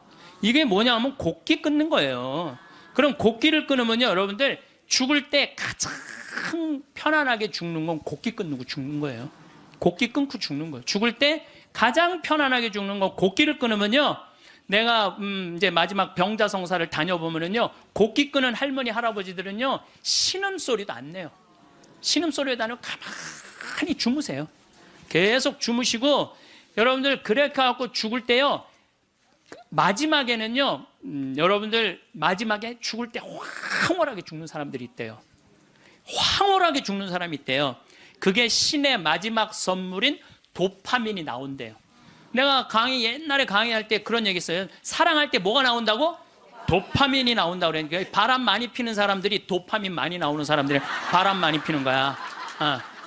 몸에 60이 넘어도 바람 피는 사람들 있죠? 그런 사람들 조사를 해보면 몸에 도파민 막 나오는 거예요. 새로운 여자 찾아다니는 남자들 보면 도파민이 많은 거야. 그만큼 사람을 황홀하게 해준대요. 이게 신이 내린 마지막 선물이래. 그런데 마지막 곡기를 끊고 돌아가시는 분들은 마지막에 도파민이 나와서 죽을 때 굉장히 행복하게 죽을 수 있대요. 그러니까 얼마든지 죽을 때 괴롭게 죽는 것만 생각하실 필요는 없다는 거야. 곡기를 그냥 씹는 걸까? 그래서 이제 물리치료사가 와갖고 계속 씹는 법을 가르쳐 주더라고요. 그래서 우리 신부님 이제 도저히 안 되겠다고 씹는 걸 까먹는 치매가 와서 그 다음 조치를 취해야 되겠다는 거야. 그럼 그 다음 조치를 뭐냐니까 목에 구멍을 뚫는 거라는, 목에 구멍을. 영국 이코노미스트지에서, 발음이 잘 안 나오네. 이코노미스트지에서 죽음의 질을 조사했는데 우리나라가 꼴찌예요. 한국인이 가장 준비 없이 혼란스럽고 많은 고통을 받고 가장 많은 비용을 쓰면서 가장 불행하게 죽어간대요. 한국 사람들이. 이게 딱 맞는 얘기야. 제가 지금 장장 9시간에 걸쳐서 죽음에 대한 얘기를 하죠. 근데 왜 우리는 죽음의 준비가 없이 혼란스러우냐? 끝까지 안 죽으려고 그래요. 끝까지. 죽음 이후의 세계를 바라지 않기 때문에. 우리나라는 여러분들 터키 사람들은 천당 간다고 믿는 비율이 95%라고 제가 얘기했잖아요. 근데 우리나라 사람은 천당 간다고 믿는 비율이 49%밖에 안 되는 거예요. 그러니까 어떻게 해서든지 수단과 방법을 가리지 않고 끝까지 살려고 노력을 하는 거야. 그러니까 죽을 때 준비가 없는 거예요. 죽음을 받아들이지 않은 거야. 혼란스러운 거야. 내가 천국에 갈지 지옥에 갈지 이게 확신이 없으니까 혼란스럽고 가장 많은 고통을 받아요. 끝까지 약을 투여하니까 고통을 겪는 거예요. 고통을 많이 받고 가장 많은 비용을 써. 이 서양 사람들, 영국 사람들 보면은요, 죽을 때가 되면은요, 받아들이는 요즘 그런 문화가 그래서 참 안타까운 거는 미국의 대학은 죽음이라는 과목을 강의를 해요. 대학에서. 아예 죽음이라는 것을. 여러분들 우리가 인생의 가장 큰 숙제 중에 하나가 뭘까요? 죽음이에요. 근데 거기에 대해서 우리는 아는 게 하나도 없어. 그냥 안 죽으려고만 그래. 아는 거 없이 안 죽으려고만. 죽음학이라는 게 있다니. 죽음학이라는 게. 그래서 나는 우리나라 적어도 대학 정도면 죽음학을 가르쳐야 된다고 생각을 해요. 죽음에 대해서. 제가 마지막에 괴롭게 죽는 분들을 너무 많이 봤거든. 병자성사 쫓아가서 보면은 막 피를 토하고 막 온몸을 떨고 죽는 사람들도 많아요. 그런데 정말로 곱게 죽는 할머니들, 내가 정말로 잊지 않는 할머니야. 보자, 비산동 보자니까 22년 전 보자 때인데 새벽에 막 사정환을 두들기는 거예요. 나가보니까 그냥 덩치가 이만한 고등학교 2학년 3학년 여학생인데 신부님 우리 어머니 돌아가셔요 그런데 99살이래. 그래갖고 새벽에 쫓아갔죠. 쫓아갔는데 내가 가니까 할머니 참 곱더라고요. 그런데 내가 병자성사라는데 아들이 어머니 신부님 오셨어요. 그러니까 나하고 눈을 마주치더니 내가 병자성사 전례를 하는데 내 손 따뜻하더라고 손이. 내 손을 잡고 전례가 마지막 우리 주 그리스도를 통하여 비나이다 하는데 딱 돌아가시더라고요. 아주 그 할머니는 내 생각에는 그냥 직천당 간 거야. 자, 여러분들 이제 죽을 때 내가 죽을 때 암이 걸렸어. 그럼요, 제일 좋은 건요, 호스피스 병동에 들어가는 거예요. 근데 호스피스 병동은 언제 안 받아주냐? 막 죽기 전에, 일보 직전에 안 받아줘요. 언제 받아주냐? 정신이 온전할 때, 거동이 가능할 때. 그 호스피스 병동에 들어가면은요, 모르핀이 한 대 200원이에요. 마약이 한 대 200원이에요. 그거 마약이요, 원도 한도 없이 놔줘요. 마지막에 호스피스 병동에서는. 그러니까 마지막까지 생각만 바꾸면 마지막까지 원도 한도 없이 마약 맞고 죽을 수 있어. 그래서 이걸 뭐라고 그러냐면은 암성 통증이 없게 해준다는 거예요. 암성 통증이. 근데 여러분들 엄청난 차이가 있어요. 끝까지 살라고 항암제 하잖아요. 그럼 마지막까지 고통스럽게 살다가 죽는 거야. 근데 내가 80이 넘으면 여러분들 지난번에 삼성의료원에서 조사를 해봤대요. 80이 넘어갖고 항암의 의미가 있느냐 없느냐. 아무 의미가 없다는 거예요. 이렇게나 3개월 후에 죽고 저렇게나 3개월 후에 똑같이 죽는다는 거야. 근데 차라리 모르핀을 맞으면서 암성 통증을 죽여가면서 깨끗하게 마지막 준비하고 떠나는 게 훨씬 낫다는 거예요. 근데 우리는 안 죽으려고 그래서 문제인 거예요. 안 죽으려고 끝까지 희망의 끈을 놓지 않는 거지. 자식들이 그게 효도라고 생각하는데 절대 효도가 아니에요. 마지막까지 부모를 괴롭히는 거예요. 그래서 여러분들도 때가 되면은 그냥 호스피스 병동에 들어가서 마약 원도 한도 없이 맞고 죽으셔요. 죽을 때. 어쨌든 이제 신부님이 87세인데 곡기를 끊고 목에 구멍을 뚫고 참 힘든 시간을 보냈어요. 2월 2일 날 입원했으니까 5월 17일 날 돌아가셨거든요. 그런데 여러분들 3개월 고생하고 죽는 거는요, 가장 행복하게 죽는 거예요. 죽을 때 3개월 정도 고생을 하면은요, 내가 자식 아니야, 우리 신부님한테. 자식인 내가 마저 못한 효도하고 찾아볼 거 찾아보고 주위에 만날 사람 다 만나고 3개월 지나면서부터 지겨워요. 그러니까 3개월만 고생하고 죽는 게 제일 좋은 거예요. 진짜 좋은 건 지쳐서 죽는 거고, 그냥. 그래도 떠나는 게 너무 갑작스럽게 떠나면 자식들이 섭섭하잖아요. 그러니까 3개월 정도 고생하다 죽는다. 근데 우리 신부님은 정확하게 3개월 보름 병원에서 고생을 하셨죠. 이제 월요일 날에 이제 돌아가실 것 같아갖고, 이제 뭐 주교님 두 분 다 오시고, 마지막에 이제 인사해야 되니까, 교구청 신부들 다 오고, 또 아들 신부들, 인연 있던 신부들 다 오고, 또 신부님 평생 따르고 존경했던 교우들 다 오고, 그래서 다 왔는데 이제 돌아가실 것 같아갖고, 병원에서도 이제 곧 돌아가실 거라고 그러는데, 다 오고 다 갔는데 밤 12시가 됐는데도 안 돌아가시는 거야. 다 준비하고 이제 떠나보낼 준비 다 했는데 새벽 2시가 돼도 안 돌아가시는 거예요. 나는 당장 내일부터 또 피정 강의해야 되는데, 그래서 내가 신부님한테 그랬어요. 이제 이렇게 계속 잠만 주무시니까, 신부님 내가 옆에 지키고 있으면 좋겠는데 아무래도 신부님 안 돌아가실 것 같으니까 나 피정 강의하고 또 올 테니까 그때까지 살아 있으라고. 그리고 나는 이제 강원도 평창에 가서 피정을 계속했는데, 목요일 날 그날은 느낌이 이상하더라고요. 오늘 돌아가실 것 같다. 전화를 계속해보니까 계속 혼수 상태라고 그러고, 그래서 목요일 날은 강의 2시에 마치고 부관장 신부님한테, 야, 네가 나머지 다 해라. 나 아무래도 오늘 신부님 돌아갈 것 같다. 그래갖고 이제 부지런히 이제 수원 빈센트, 평창에서 빈센트에 또 와갖고 이제 신부님 옆에 이제 한 저녁 7시 됐는데 와서 보니까 멀쩡하게 계신 거예요. 안 돌아가시고. 1시간을 지키고 있는데도 계속 그냥 멀쩡하게 있는 거예요. 그래서 내가 이제 신부님한테 얘기했죠. 신부님, 이제 좀 돌아가셔라. 아니, 내가 장어를 많이 사줘서 안 죽는 거냐. 신부님이 돌아가셔야지 신부님도 편안하고 나도 편안할 거 아니냐. 이제 그냥 신부님 평생 사죄로 60년 동안 살으셨으니까 하느님이 신부님 자리 잘 만들어 놨을 거니까 돌아가셔라. 근데 뭐 3일 동안 혼수 상태에 있던 분이 내가 그 말을 했는데 눈을 딱 뜨는 거예요. 내가 얼마나 깜짝 놀랐는지 몰라. 이분이 워낙 무서운 분이거든요. 눈을 뜨는데 깜짝 놀랐어요. 그랬더니 그 평생 로사하고 가브리엘 신부님 모시던 부부가 그러는 거예요. 아유, 우리 김 신부님이 황 신부님을 사랑하긴 사랑했나 보다고 저렇게 눈뜨라고 사람들이 수도 없이 와서 얘기했는데도 눈 안 뜨더니 저거 보라고, 황 신부님 얘기하니까 저 눈 뜨는 거 보라고. 그래서 내가 신부님한테 그랬어. 신부님, 나는 신부님 때문에 평생 행복했다. 정말 신학생 때부터 참 아껴주셨거든요. 보자 때도 그랬고, 또 내가 새로 막 성당 이제 본당 신부 돼갖고 막 혈기왕성할 때 성당 분가하려고 땅이 나왔는데 그 땅 돈이 2억이나 됐어. 20년 전에. 그런데 2억이 있어야지 그 땅을 딱 잡는데 지금 그 땅이 아주 아파트 한가운데 금싸라기 땅이 됐어요. 나야 뭐 기댈 신부님 그분밖에 없고, 신부님 저 돈 좀 2억 꿔주세요. 그분이요 단 1초도 안 걸리고 내려와. 이마만큼 아끼고 사랑해 주셔서 나한테 얼마나 고마운 분이에요, 평생.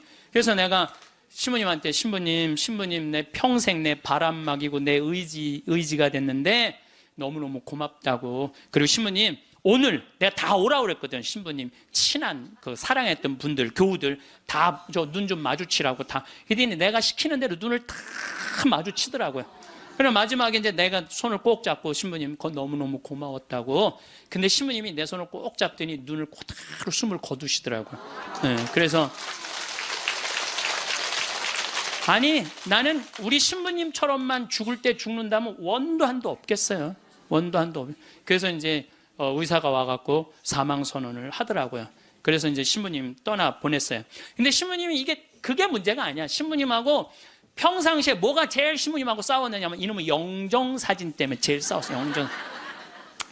나는 신부님이 50살 때 빵똥 모자를 쓰고 곰방들 탁 물고 흑백 사진인데 너무 멋있더라고요. 신부님 나 이걸로 영정사진 할 거다. 그랬더니 신부님 싫다는 거예요. 왜 싫으냐 그랬더니 신부님이 하시는 말씀이 무슨 신부가 담배 피는 걸 영정사진으로 하느냐고. 담배 피는 걸 자기 로만 칼라 찬 걸로 하고 싶다는 거. 로만 칼라 찬 걸로. 그래서 60대로 할 거냐 70대로 할 거냐 80대로 할 거냐 그거 갖고 맨날 싸웠어요. 이걸로 할 거냐 저걸로 할 거냐.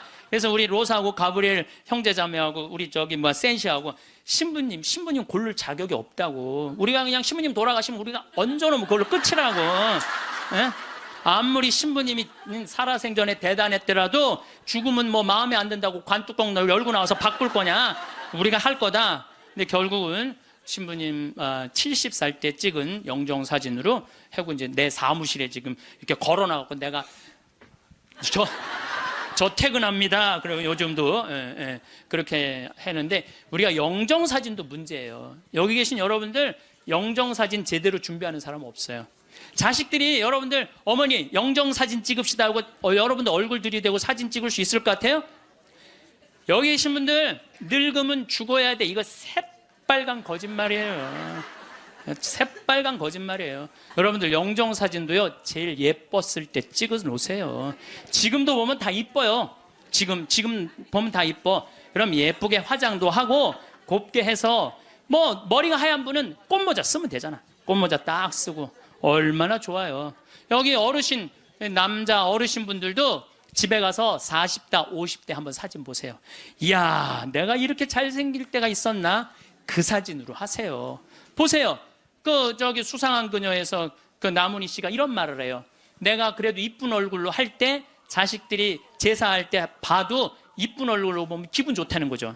근데 제사할 때 몇 년 할 건데 그냥 이런 걸로 제사를 할 때 그렇게 해요. 나는 장례미사 때 성가도 마음에 안 들어. 성가도 너무 슬퍼. 뭐 죽는 게 뭐 이렇게 슬프다고. 여러분들 우리 지금 새로운 보좌 신부님이 기가 막힌 강론을 며칠 전에 하셨어요. 여러분들 믿음으로 저산도 온 길이 그거 알죠? 근데 나는 그게 이해가 안 가. 어떻게 아무리 믿음이 강해도 산을 옮길 수 있느냐. 여러분들 그거 받아들여져요? 나는 이게 뻥치는 것 같아. 아무래도 예수님이. 근데 부관장 신부님이 뭐라고 그랬냐면은 성모님은 믿음으로 온 우주의 주인을 이 세상에 옮겨놨다는 거예요. 온 우주의 주인을 이 세상에 옮겨놨다. 그게 성모님의 믿음이 아니면 그게 가능했겠냐 이거예요. 시간이 가면 갈수록 성모님이 너무너무 좋은 거야. 그래갖고 나는 본당 신부할 때 성모의 밤 할 때 5월에 성모님 머리에 장미화관 이렇게 해놓고 교우들이 참 예쁜 옷 입고 와서 초봉헌하고 막 그럼 내가 제일 좋아하는 성가 253번이에요. 내 머리를 꾸미오니 내 머리를 꾸미오리 장미화와 백화파로 유향연기 피우리 마리아여 내 주 위에 얼마나 좋아요. 그래서 나는 이 성가는 내 장례 때 봉헌 성가야. 네, 내 봉헌 성가 성모님한테 봉헌하고 우리가요 이 죽을 때도 좀 멋있게 죽자 이거예요. 멋있게. 그래서 죽음을 피하지만 말고 죽음을 준비해 놓고 죽잖아요. 그리고 장례 때 장례 예물 하나 준비해 놓지 않고 죽지 말라는 거예요. 예? 그냥 신부님한테 찾아가고 미리 죽을 때 한 1년 전에 알잖아요. 내가 견딜 거다 못 견딜 거다. 끝까지 살지 않을 거 아니에요. 그럼 100만 원이든 200만 원이든 예물 갖다 주면서 신부님 나는 내 저기 장례 때 꽃 예쁜 걸로 해달라고 그러고 성가대 이 성가 해달라고 번호도 좀 갖다 주고 예물도 좀 드리고 좀 그리고 좀 멋있게 죽으세요. 그게 죽음을 준비하는 거야. 내가 12년 전에 그 김마리아 할머니라고 있었어요. 폐암으로 86세에 돌아가셨는데 병자성사를 청하더라고요. 가보니까 할머니가 그러는 거예요. 신부님 머리맡에 저 봉투 좀 꺼내보라는 거예요. 꺼내보니까 4천만 원이 들어있어요. 할머니 이게 뭐냐고 그러니까 신부님 내가 평생을 살면서 40의 과부가 되었고 자식을 6을 키웠대요. 그야말로 뼈가 빠지게 살았대요. 뼈가 빠지게. 근데 신부님이 본당 신부님으로 딱 오시더니 누가 고생만 하다 죽으라고 그랬느냐고. 예수님이 그런 적 한 번도 없다고. 예수님은 맨날 먹고 마시고 노는 게 일이었다고. 성서에 그 말이 나와요. 저 사람은 맨날 먹고 마시고 논다. 이게 성서에 나온다니까요. 아시죠? 네, 그게 일이었던 분이야. 근데 우리는 왜 뼈가 빠지게 고생만 해야 돼? 우리도 예수님 닮으려면 먹고 마시고 놀아야지. 그래갖고 내가 성당 본당 신부할 때 할머니 할아버지들한테 그랬어요. 할머니 할아버지들 우리 제주도 여행 가자. 자기 돈으로 돼갖고 여행을 안 가면 누가 돼서 가야 돼? 자식들이 돼야 되잖아요. 근데 누가 늙은 엄마 데리고 제주도 여행을 가요? 신혼여행이나 가지. 그래갖고 돈 걱정하지 말아라. 여기 헌금봉투에 돈 많다. 이걸 가지고 가자. 그래갖고 성당 예산으로 할머니 할아버지 200명 데리고 제주도를 4박 5일 갔었어요. 그런데 딱 비행기를 탔는데 그 기장님이 딱 능평성당 노인대학 대건 노인대학 할머니 할아버지들 환영합니다. 즐거운 여행 되십시오. 할머니들이 깜짝 놀라는 이게 뭔 소린가. 평생 그런 대우를 받아봐요. 비행기 기장님이 여행 잘하시라고 그러니. 그리고 이제 마라도를 가는데 그날따라 날치가 날아가는데 막 30m씩 날치가 날아가는데 막 기가 막힌 거예요. 그러니 이 할머니들이 신부님이 손잡고 회 먹으러 가지, 배 타러 가지, 얼마나 신나요. 그러면서 그 할머니, 마리아 할머니가 그래요. 내 평생 신부님하고 산 3년처럼 행복했던 적은 없다는 거예요. 신부님이 청와대도 데리고 가고, 청와대도 여러분들, 청와대도 신청만 하면 다 들어갈 수 있어요.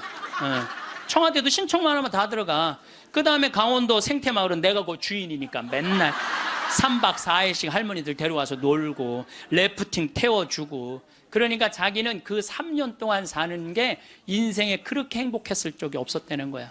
정말 성당 가는 게 소풍 가는 기분이었대, 매일매일. 근데 신부님 말대로 내가 할머니가 돈이 많았는데 쓸 줄을 몰랐던 거야. 돈이 많았는데 이 2천만 원은 어려운 이웃한테 도와주면 좋겠다. 그래서 내가 그 영월에 도와주는 저기 보육시설이 있어요. 거기 갖다 주고, 신부님 2천만 원은 신부님 미사 드릴 때 성작은 꼭 내가 봉헌한 걸로 하고 싶다는 거야. 새로 성당이 신설 성당이니까 참 할머니가 똑똑하기도 해요. 그래갖고 이제 그걸 이제 해갖고 이제 성작하고 성합하고 해서 아주 좋은 걸로 했죠. 이 1,000만 원은 뭐냐 그러니까 신부님 이거는 자기 미사 예물이라는, 나 죽으면은 나를 위해서 미사 드려달라는 거야.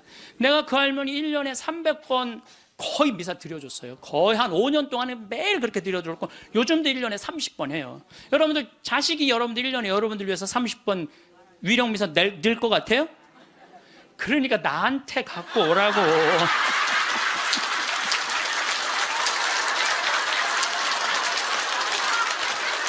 이거는 농담이에요. 이거는 농담이고, 본당 시무님한테 갖다 드리세요. 본당 시무님한테. 그래서 뭔가 자기 죽음을 준비할 줄 알아야 돼. 나는 어떻게 살 것이고, 어떻게 죽을 것인가. 내 영정사진은 어떻게 해놓고, 이렇게 준비를 하나하나 해두시면서 삶을 이렇게 멋있게, 아까 이혜인 수녀님처럼 이렇게 빨랫줄에 늘어놓고 내 삶이 이렇게 노을에 물들듯이 이렇게 바라볼 수 있는 그런 분들이 저는 됐으면 좋겠어요. 여러분, 우리 생태마을에 매년 이제 정월만 되면 나한테 와갖고 세배를 하는 아이들이 있어요. 내가 얘네들을 언제부터 봤냐? 중학교 3학년 때부터 봤던 애들이야. 그래갖고 다시 또 본당 신부로 가갖고 혼배해주고 걔네들 난 애들 유아세례 주고 뭐 다 그랬던 애들인데 아버지 같은가 봐. 근데 사실은 1월 1일에 오면은 나는 1년 동안 에너지를 다 쏟아 넣어갖고 12월 한 25일부터 한 1월 5일까지는 아무도 안 봐요. 내 방에만 있죠. 그냥 혼자 있는 게 너무너무 좋으니까. 그래서 와도 잘 안 놀아줘요. 안 놀아주는데도 20년 동안 변함없이 오는 거야. 마음이 짠하더라고요. 그래서 작년에도 올해도 또 왔고, 작년에 왔길래, 얘들아, 내가 너희들하고 못 놀아줘서 미안해. 너무 내가 지치고 힘들 때 니네들이 와서 못 놀아줘서 미안한데, 대신 2017년 9월 30일부터 10월 9일까지, 지금 다 직장 다니니까 황금 연휴야. 내가 그때 너희들이랑 동유럽 여행을 갈게. 그랬더니 얘네들이 너무 신난다는 거야. 그래갖고 얘네들이 벌써 개모임을 시작을 한 거야. 근데 여러분들, 사람이라는 게요, 계획이 있잖아요. 삶이 지겹지가 않아요. 내가 1년 후에 무슨 일을 하고 3년 후에 무슨 일을 할 거라는 계획이 있잖아요. 삶이 지겹지가 않아요. 벌써 이제 1년을 모았대. 자기네들이 무슨 카톡 방도 만들어 놨대. 그래갖고 맨날 그거 뭐 크로아티아를 갈 거냐, 무슨 폴란드를 갈 거냐, 모여서 얘기하는 것만 해도 즐거운 거예요. 모여서 얘기하는 것만 해도. 그래서 여러분들도 계획을 세우세요. 얘네들이 뭐 한 달에 한 20만 원씩 모은대요. 그러면 충분히 갔다 오거든요.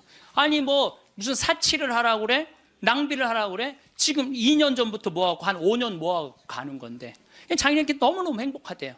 그래갖고 거기 벌써 뭐 20명이나 모였대. 한 10명 데리고 가려고 그랬더니 우리 직원들도 자기네들도 간다는 거야. 네.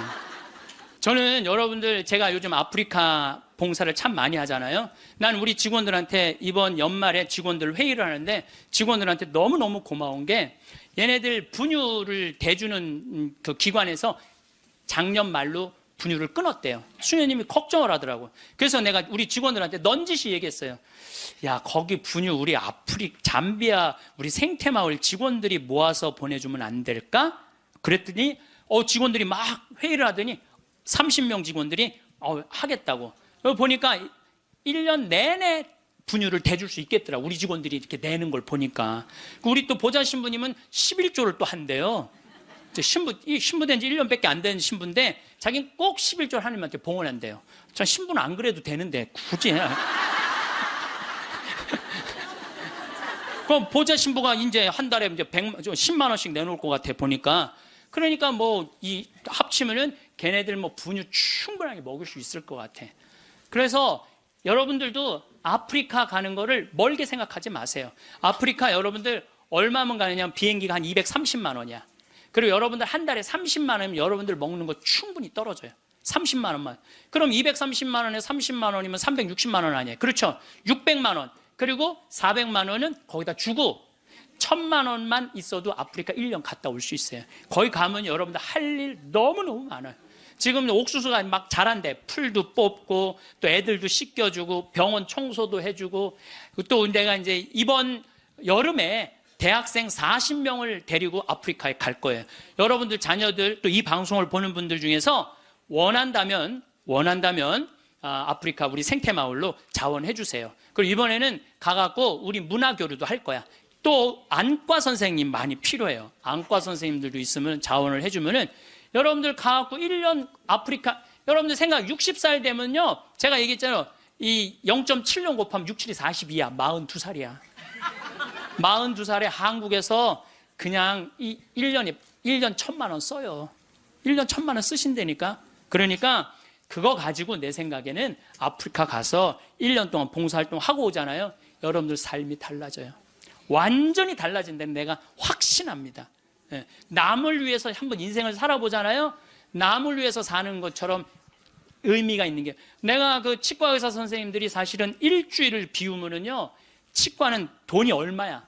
근데 첫 해는 2분을 데리고 갔는데 조금 좀 미안하더라고요. 근데 둘째 데리고 갔는데 자기네들이 너무 행복해하는 거야. 근데 지난 월요일 날 그 선생님들 모였는데 더 많이 끌어모아갖고 간다는 거예요. 막 가슴이 설렌다는 거예요. 자기네들 한 주면 2천만 원, 3천만 원 돈을 못 버는 건데 막 설렌다는 거예요. 남을 도와주고 어려운 사람을 위해서 자기가 무언가 할 수 있다는 건요, 인생이 즐거운 거예요. 여러분들 이 세상 살면서 나만을 위해서 살다 가면 그 얼마나 어리석은 일이에요. 이웃을 위해서도 좀 살고, 그런 설계를 한번 해보라는 거예요. 나도 한번 아프리카 한 1년 가갖고 봉사활동 한번 해봐야 되겠다.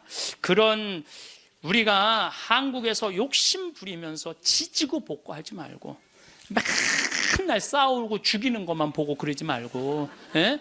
좀 그 아름다운 데 가갖고 수녀님들하고 같이 기도도 좀 하고, 그 아프리카에서 수사님, 수녀님들 많으시거든요. 그 수녀님들하고 얘기도 좀 하고, 영어 안 돼도 다 통해요. 걱정하지 마세요.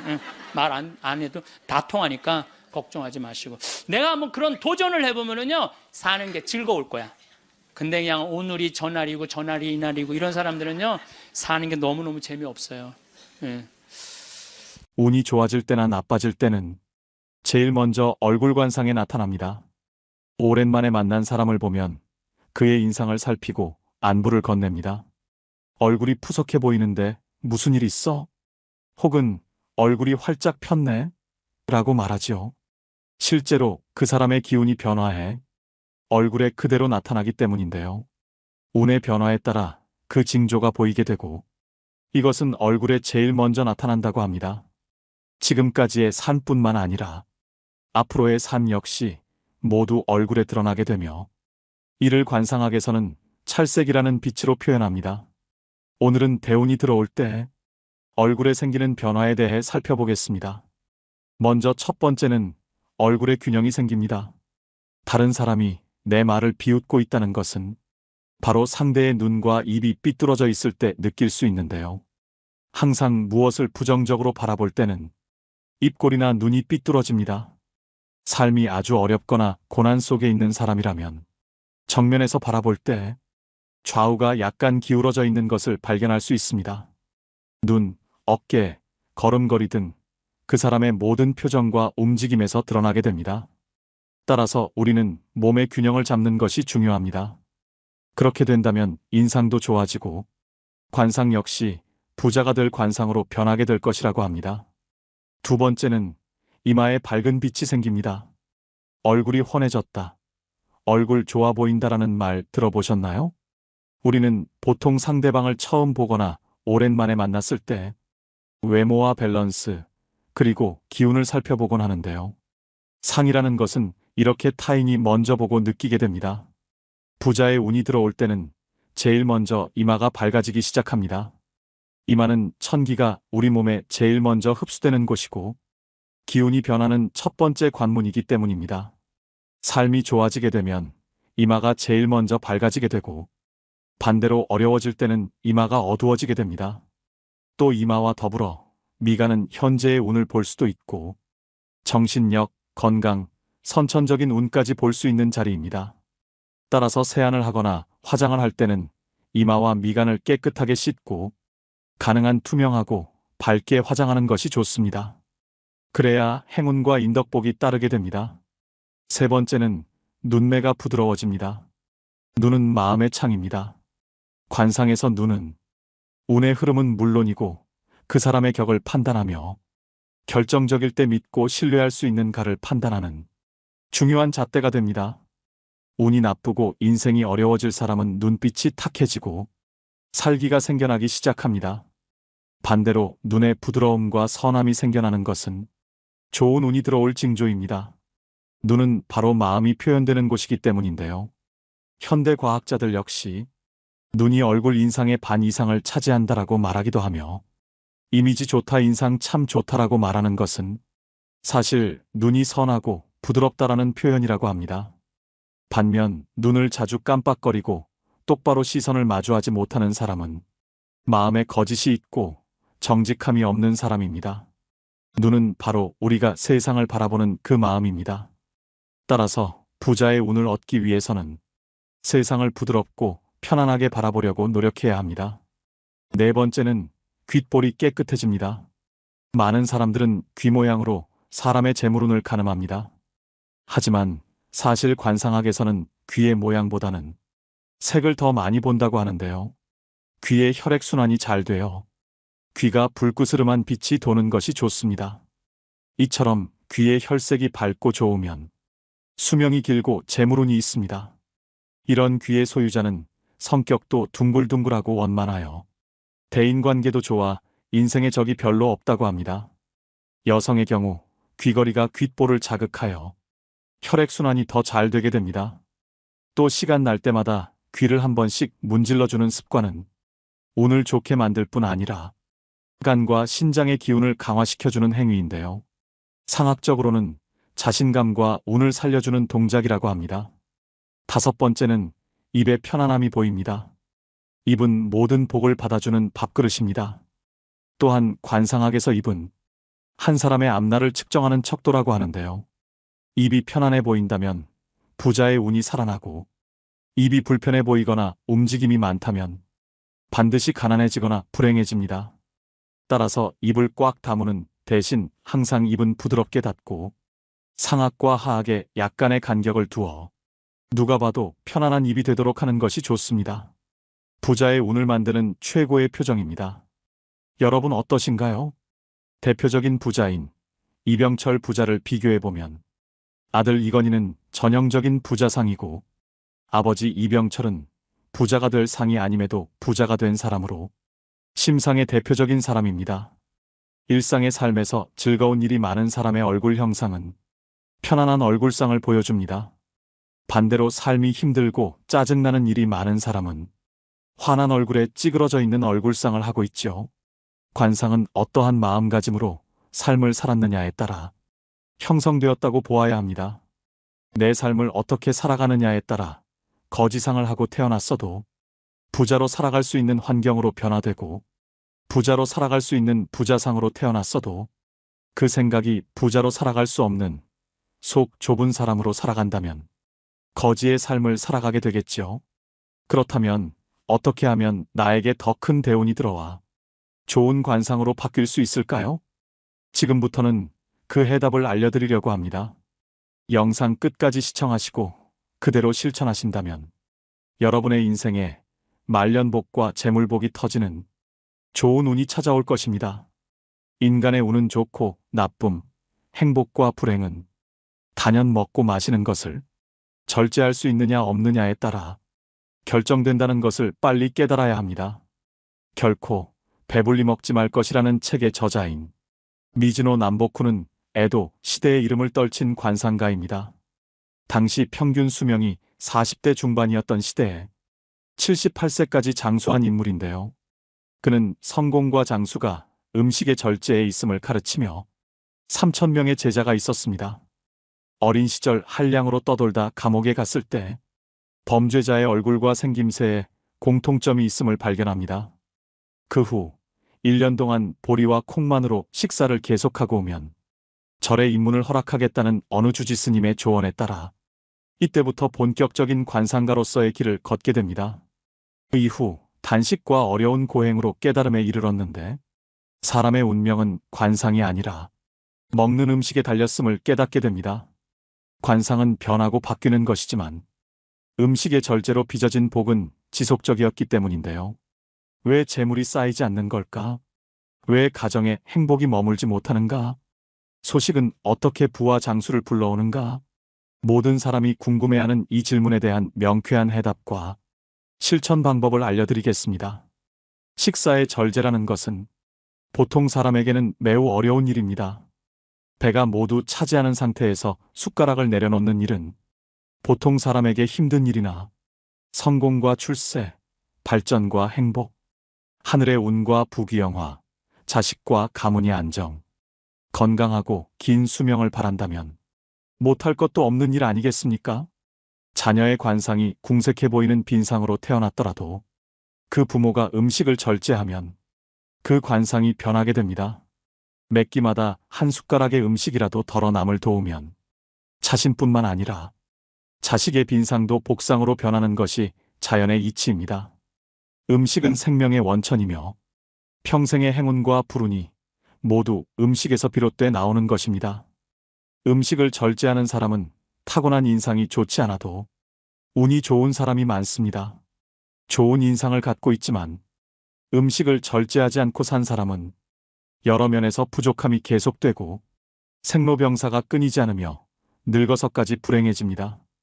여기서 말하는 절제란 적게 먹는 것 외에도 규칙적인 식사가 포함됩니다. 잠들고 일어나는 시간이 하늘의 태양이 뜨고 지는 시간에 맞춰 있지 않는 사람은 먹는 시간도 먹는 양도 절제된 규칙이 없습니다. 이런 사람은 하늘로부터 받은 타고난 할당량보다 더 먹지 못하고 오히려 줄어듭니다. 자기가 갖고 태어난 양만큼 먹고 사는 사람은 운이 좋고 나쁨이 없고 그 좋고 나쁨이 없는 것이 관상으로 얼굴에 모두 드러나 있으며 특별히 좋은 것도 나쁜 것도 없이 살아갑니다. 그러나 인상이 나쁘지도 좋지도 않으며 자기 양만큼 먹고 사는 것도 아닌 자신에게 주어진 할당량보다 더 많이 먹고 사는 사람은 아무리 인품이 좋은 사람일지라도 불행한 내면의 번뇌가 끊이지 않습니다. 절제하지 않아 온 까닭에 가정도 파괴됩니다. 또 지금을 넘는 출세나 발전이 없습니다. 이런 사람 중에 가난한 사람이라면 고생만 평생 하다 성공이란 것은 단 한 번도 해보지 못하고 평생 남을 원망하며 나라님을 욕하며 삽니다. 인품이 좋아도 결국 음식을 절제하지 못하면 그 내면의 덕도 없어지고 세월이 더 흐를수록 아무 좋은 것도 그 마음에 남지 않게 됩니다. 비록 가난한 관상을 가졌어도 절제하는 사람만이 장수하고 더 먹을 수 있으며 행운을 이어가게 되는 것입니다.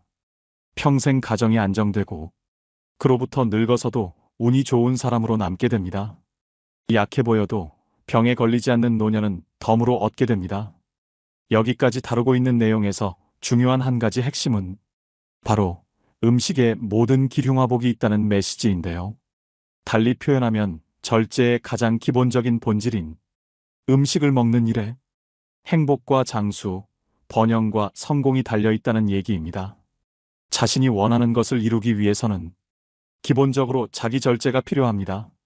자신을 훈련함으로써 자신이 삶에서 진정 원하는 것을 얻을 수 있는 힘을 갖게 됩니다.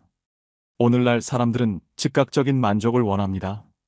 점점 더 자극적인 음식을 원하며 먹는 순간 기분이 좋아집니다. 이처럼 즉각적인 만족에 길들여지면 자연히 집중력과 사고 능력도 저하되어 본인이 이루고자 하는 목표에서 멀어지게 됩니다. 곳간에 음식이 넘치고 있어도 절제해야 하는가에 대해서도 묻는 이가 많습니다. 음식이란 사람의 생명을 먹여 살리는 것이니 충분히 사용해도 되는 것이 아닌지 묻는 것입니다. 허나 사람의 생명을 먹여 살리는 음식이라도 대식가라면 그것은 불행을 자초하는 일입니다. 폭식해도 마찬가지입니다. 그것은 초목에 비료를 과하게 주는 일과 다를 바 없습니다. 넓은 논밭에 비료를 과하게 주면 잘 자라기는커녕 죽고 말지 않습니까? 사람도 그렇습니다.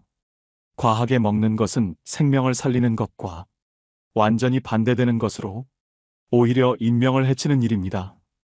먹는 양이 일정하지 않고 규칙적이지 않으며 때때로 많이 먹으며 폭식하는 사람은 아무리 관상이 좋아도 불운을 항상 함께 갖고 있게 됩니다. 평생 안도감을 얻지 못하는 것입니다. 술과 고기를 가까이 하고 주변 사람들을 불러 모아 먹고 즐기다 보면 하지 않을 말과 행동을 할 때가 많고 흥청거리는 기분으로 약속을 남발하지만 신뢰할 만한 비즈니스로 연결되지 못할 때가 많습니다.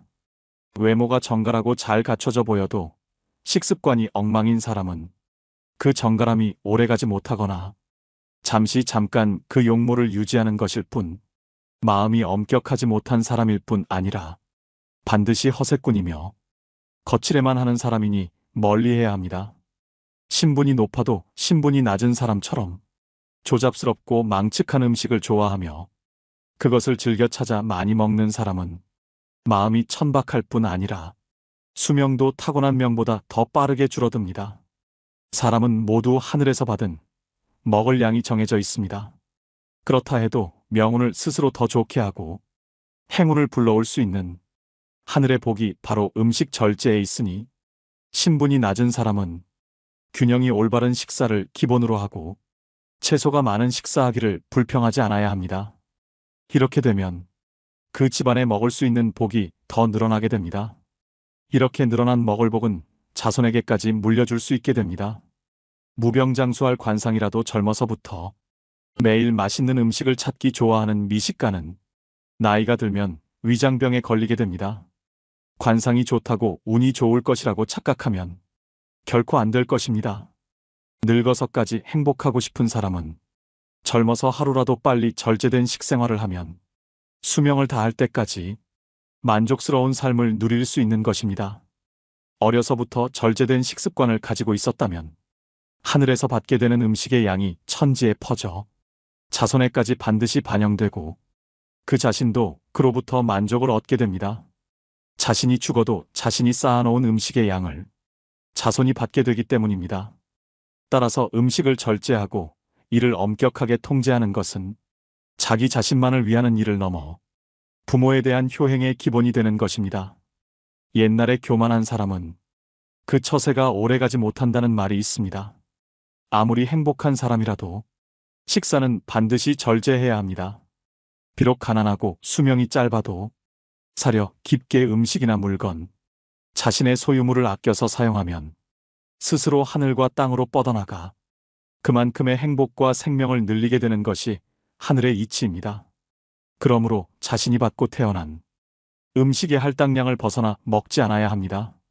그것보다 적게 먹고 절제하면 음식의 양은 더 많이 늘어나 애초에 받은 것보다 더 길게 먹을 것이 풍족해지지만 그 양을 모두 채우면 행운은 고사하고 불행이 가득하다 힘들게 죽게 되며 그 양보다 더 많이 먹으면 가정과 자손까지 망치게 되며 예기치 못한 재앙과 손실이 일어나니 이보다 더 중요한 법이 어디 있겠습니까?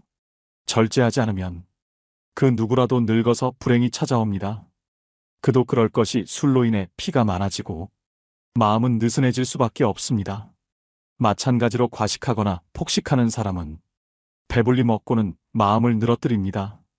자연스레 졸음도 몰려오니 마음도 느슨해지고 정신도 신체도 마음도 점점 더 침체해 갑니다. 결국 그런 것들이 병을 몰고 와 죽음을 맞이하게 됩니다.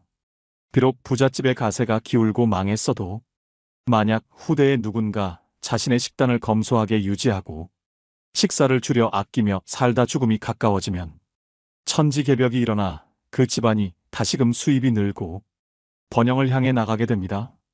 그가 복을 지었기 때문입니다. 비록 빈곤한 관상이라도 실제 빈곤한 사람처럼 식사를 균형 있게 하고 엄격하게 통제하면 빈곤은 그 얼굴의 관상에 아랑곳하지 않고 사라져버립니다. 면죄부를 얻은 것이고 그에 상응하는 금은 보화를 얻은 것입니다. 생명이 있는 한 누구에게나 행운은 있는 것입니다. 다만 살아있는 동안 더 많은 좋은 운을 얻고 싶거든 아침 일찍 일어나십시오. 아침에 일어나 하는 모든 일에 정성을 다하고 모든 만물이 소생하는 새벽의 강한 기운을 온몸으로 모두 누리십시오. 또한 음식을 절제하는 것을 그 습관에 더하면 원하는 것이 천리에 이루어지고 점차 운이 열릴 것입니다. 운이란 사람 됨됨이에 따라 이리저리 달라지는 것이 아니라 자신의 마음을 하는 일에 얼마나 집중했는가에 따라 달라진다는 것을 기억하셔야 됩니다. 누구라도 3년을 절제하면 없던 운이 드러납니다. 건강해지며 머리와 마음이 맑아져 하는 일마다 큰 힘을 두루 발휘하게 되니 성공과 출세는 당연한 열매일 뿐 저절로 열리게 되는 것입니다. 언제나 자신이 가진 것보다 적게 사용하고 아껴 사용하며 적게 먹는 절제에서만 성공과 발전과 지복이 흐르게 되는 것일 뿐입니다.